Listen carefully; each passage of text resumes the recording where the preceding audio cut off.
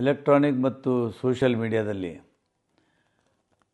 ನನ್ನ ಹೇಳಿಕೆಯನ್ನು ತಿರುಚಿ ನನ್ನ ತೇಜೋವಧೆಯನ್ನು ಮಾಡುವಂಥ ಕೆಲಸವನ್ನು ಮಾಡ್ತಾ ಇರೋದು ಇದು ಸರಿಯಲ್ಲ.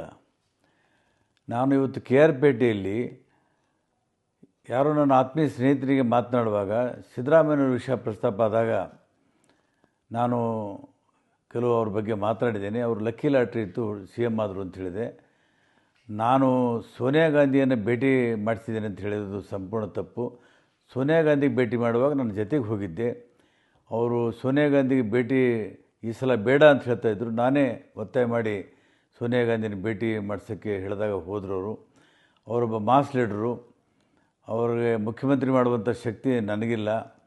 ಅವರು ಮತ್ತು ನನ್ನ ಆತ್ಮೀಯ ಸಂಬಂಧವನ್ನು ಹಾಳು ಮಾಡೋದಕ್ಕೆ ಕೆಲವರು ಉದ್ದೇಶಪೂರ್ವಕವಾಗಿ ಪ್ರಯತ್ನ ಮಾಡ್ತಾಯಿದ್ದಾರೆ.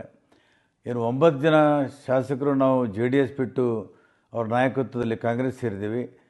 ಕಾಂಗ್ರೆಸ್ ಕೂಡ ಅವರ ಜನಬೆಂಬಲವನ್ನು ನೋಡಿ ಅವರನ್ನು ಮುಖ್ಯಮಂತ್ರಿ ಮಾಡಿತು, ಹೊರತಾಗಿ ನಾವು ಹೇಳೋದ್ರಲ್ಲಿಂದ ಮಾಡಿಲ್ಲ.